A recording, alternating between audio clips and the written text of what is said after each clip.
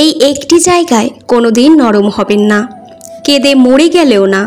একটি শিশু ঈশ্বরকে জিজ্ঞেস করল, সবাই বলছে যে তুমি আমাকে আগামীকাল পৃথিবীতে পাঠাচ্ছ, কিন্তু আমি এত ছোট এবং অসহায় হয়ে কিভাবে বাঁচব? ঈশ্বর বললেন, তোমার দেবদূত তোমার জন্য অপেক্ষা করবে এবং তোমার যত্ন নেবে। তখন শিশুটি আবার জিজ্ঞেস করল, তবে আমাকে বলুন, এখানে স্বর্গে আমি এত খুশি আছি, সারাক্ষণ গান হাসি, কত আনন্দ। ঈশ্বর বললেন, তোমার দেবদূত তোমার জন্য গান করবেন এবং তোমার জন্য হাসবেন। বাচ্চাটি বলল, কিন্তু ভাষা না জানলে সবাই আমার সাথে কথা বলবে কিভাবে, আর আমি বা তাদের ভাষা কিভাবে বুঝতে সক্ষম হব? ঈশ্বর বললেন, তোমার দেবদূত তোমাকে সবচেয়ে সুন্দর এবং মধুর সম্পর্কগুলি তোমাকে শোনাবে, যা তুমি শুনবে, এবং খুব ধৈর্য এবং যত্ন সহকারে তোমার দেবদূত তোমাকে কিভাবে কথা বলতে হয় তা শিখিয়ে দেবে।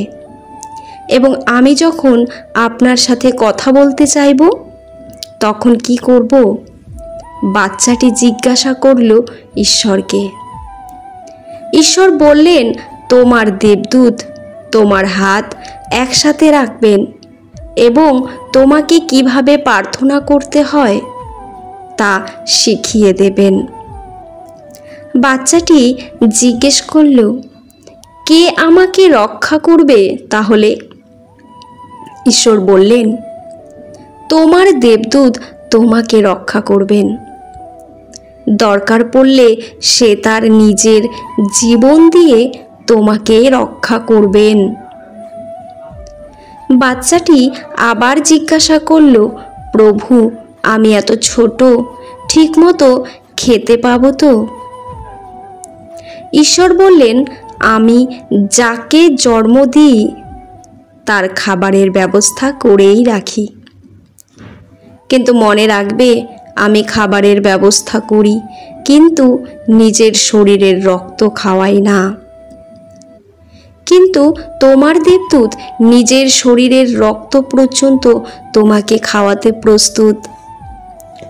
ভবিষ্যতেও দরকার পড়লে সে নিজে না খেয়ে তোমাকে খাওয়াবে, কিন্তু তাও আমি সর্বদা দুঃখিত থাকব, কারণ আপনাকে আর দেখতে পাবো না। বাচ্চাটি বলল। ঈশ্বর বললেন, তোমার দেবদূত সর্বদা তোমার সাথে আমার সম্পর্কের কথা বলবেন এবং আমার কাছে ফিরে আসার উপায় তোমাকে শিখিয়ে দেবেন। যদিও আমি সর্বদাই তোমার পাশে থাকব। সেই মুহূর্তে স্বর্গে অনেক শান্তি ছিল, কিন্তু পৃথিবী থেকে ডাক শোনা গেল এবং শিশুটি তাড়াতাড়ি জিজ্ঞাসা করল, ঈশ্বর, আমি যদি এখনই চলে যাই, দয়া করে আমার দেবদূতের নাম তো বলুন। ঈশ্বর বললেন, একজন নয়, দুজন, তুমি যাদের শুধু মা আর বাবা বলে ডাকবে। প্রাপ্তি আর প্রত্যাশার পার্থক্য হলো দুঃখ। তাই নিজের প্রত্যাশাটা একটু কমিয়ে ফেলুন, দেখবেন আপনার দুঃখ কমে গেছে। প্রত্যেককে বিশ্বাস করা বিপজ্জনক, কিন্তু কাউকে বিশ্বাস না করা আরও বেশি বিপজ্জনক। ভাগ্য বলে কিছুই নেই, প্রত্যেকের চেষ্টা ও যত্নের ওপর তা গড়ে ওঠে। যদি তুমি কখনো অপমানিত বোধ করো, তবে অপরকে সেটা বুঝতে দেবে না। যদি কোনো নারীর ফাঁসি হয়, ফাঁসিতে যাওয়ার আগেও সে তার প্রসাধন ঠিক করার জন্য সময় চাইবে। একজন আহত ব্যক্তি তার যন্ত্রণা যত সহজে ভুলে যায়, একজন অপমানিত ব্যক্তি তত সহজে অপমান ভোলে না। সেই যথার্থ মানুষ যে জীবনের পরিবর্তন দেখেছে এবং পরিবর্তনের সাথে নিজেকেও পরিবর্তিত হয়েছে। জীবন চলার পথে বাধা আসবেই পারে, তাই বলে থেমে যাওয়ার কোনো অবকাশ নেই। যেখানে বাধা আসবে সেখান থেকেই আবার শুরু করতে হবে। স্বপ্ন তাকে নিয়েই দেখো যে শুধু স্বপ্ন দেখায় না, বাস্তবায়নও করে। কিন্তু এমন কাউকে নিয়ে স্বপ্ন দেখো না যে স্বপ্ন দেখিয়ে নিজেই হারিয়ে যায়।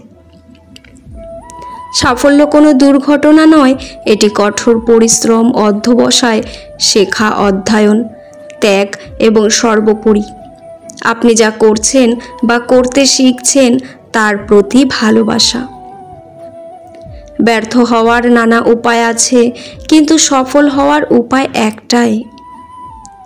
যদি আপনি নিজের অন্তর দিয়ে কোনো কিছু চেয়ে দেখেন, তাহলে আপনি এমন একটি জায়গা খুঁজে পাবেন যেখানে সমস্ত কিছুর সমাধান আছে। যারা সর্বদা দুঃখ সংবাদের মুখোমুখি হওয়ার জন্য প্রস্তুত থাকে, নিঃসন্দেহে তারা বিচক্ষণ এবং সত্য যে জীবনে তারাই বেশি সুসংবাদ প্রাপ্ত হয়।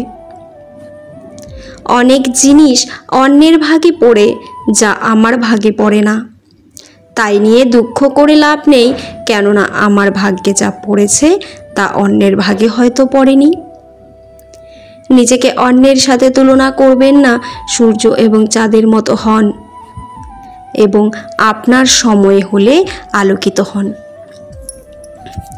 অন্যের অটোগ্রাফ সংগ্রহ করে সময় নষ্ট না করে নিজেকে বরং উপযোগী করে তোলো, যাতে অন্যেরা তোমার অটোগ্রাফ সংগ্রহ করে। জীবনে অনেক ওপরে উঠতে হলে 25 বছর থেকেই শুরু করুন। নিজে পরিকল্পনা করুন, তাই করুন যা আপনি উপভোগ করতে জানেন। আপনার দারিদ্রতার কারণ আপনি আপনার ভীরুতাকে জয় করতে পারেননি। আপনি গরিব কারণ আপনি আপনার সর্বোচ্চ ক্ষমতা ব্যবহার করতে পারেননি। লোকেরা যদি সন্দেহ করে যে আপনি কত দূর যেতে পারবেন, তাহলে আপনি এত দূরে যান যাতে করে আপনি তাদের কথা না শুনতে পান। মানুষ পরাজিত হওয়ার জন্য তৈরি হয়নি। মানুষকে ধ্বংস করা যায়, কিন্তু পরাজিত করা যায় না। কখনো হাল ছেড়ে দিও না। এখনকার এই দাঁতে দাঁত চেপে করা কষ্টগুলো তোমাকে সারা জীবনের জন্য বিজয়ের খেতাব দেবে। সত্যি সত্যি কিছু করতে চাইলে একটা রাস্তা খুঁজে পাবেন আপনি, আর যদি না চান তাহলে শুধুই অজুহাত পাবেন।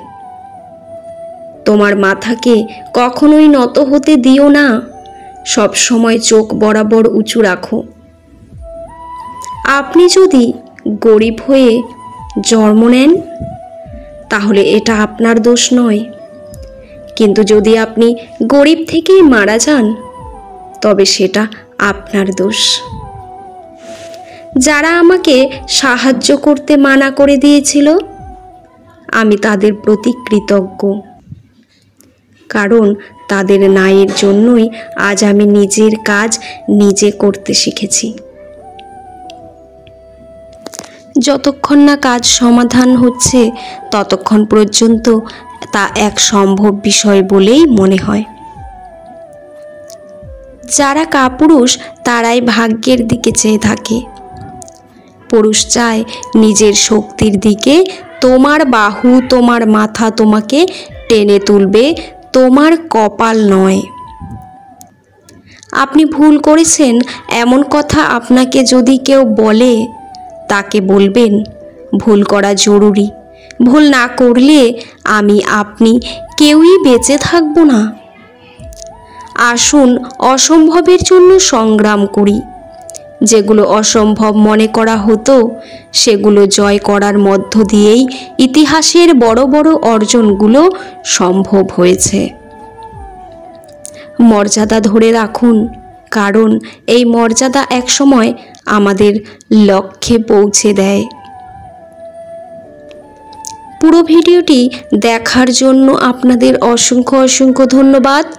ভিডিওর শেষে জয় শ্রীকৃষ্ণ লিখতে ভুলবেন না। ভালো থাকবেন।